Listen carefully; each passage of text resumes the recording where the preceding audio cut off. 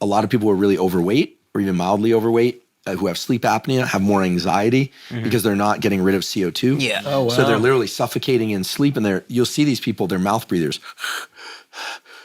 Not even necessarily just people who are overweight. So it's not good to be a mouth breather. You don't blow off enough CO2, anxiety goes heard up. You should sleep with like athletic tape on your mouth so you train yourself to breathe through your nose because apparently it's way better for you. Yeah, I'll do cardio. I do a long run once a week or some long cardio. I do it. I try and not mouth breathe the whole time. Can it also change face shape? Yeah, so there's a wild book called Jaws, A Hidden Epidemic by colleagues of mine at Stanford, and they have these twin studies. One kid grows up in a culture where they eat a lot of soft food, drinking Capri Sun, eating applesauce, baby food. The other one is, got stuck in the jungle or wherever it is, and they're chewing on bones and chewing their food. And one kid, these are identical twins, has beautiful jaw structure and high cheekbones, and the eyes look nice and clear. The other kid is like droopy, the teeth are there, and their mouth breathing. They show this. There's one case of this young girl who she got a pet hamster, I think it was, got a allergy to the hamster, and literally took this beautiful young girl, and her face just starts aging at a rapid rate. They get rid of the hamster. She goes back to nasal breathing. They do a little encouragement of nasal breathing using the mouth closure thing at night, do a little bit of medical tape. And these beautiful, almost like model-esque features come back in this girl. Jaw shape and the clear to the nasal passages. Really there's no reason why any of us should ever I had braces, but all your teeth should fit in your mouth, right? And you should be able to put your tongue on the roof of your mouth with your mouth closed. I can't quite do it. Your palate should be somewhat wide, and so when we see, now there's the Jawzerciser is really big in Hollywood. That and peptides are like taking over. Wait, Jawzerciser? Yeah, they have these like things where like, Bouncy mouthpiece. yeah. The only problem is it makes people drool. It's pretty gross. But, Those work? Exercise, they definitely work. They change your facial structure. They dilate the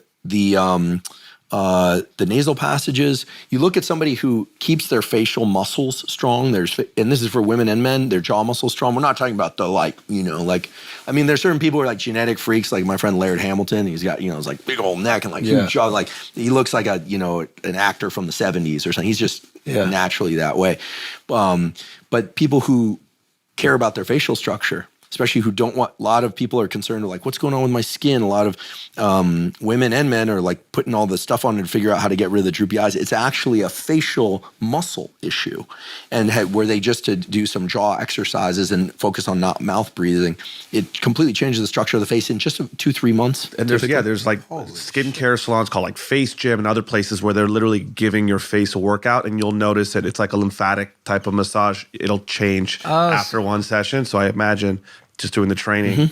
Yeah. So when girls are getting like, maybe this doesn't work actually. When girls are getting filler to like put in like they have the hollow space or whatever here or here, does that? Well, I look at the plastic surgery thing now, and it's kind of crazy. I mean, maybe this just reflects my age and my generation, but I see some people with wearing so much dark eye makeup, plus they're getting the cheekbone inserts. They look like skeletons. Now that's not, listen, everyone's got their taste, especially if they're really lean, but facial structure is something that can be modified. And so chewing hard foods is something we used to do a lot more. All this slurping down of food and calories we know isn't good from the obesity side, but it's also not good from the jaw structure, teeth structure, face structure. And it's all related. So that book Jaws is amazing. People can just look it up online if they don't want to buy the book. Just do Jaws, mouth structure, face structure, and then just go images, and you'll see these pictures.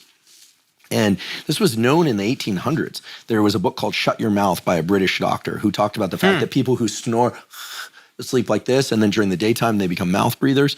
He said they become less attractive than the people who are nose breathers. Yeah, it's pretty interesting. Fuck. Yeah.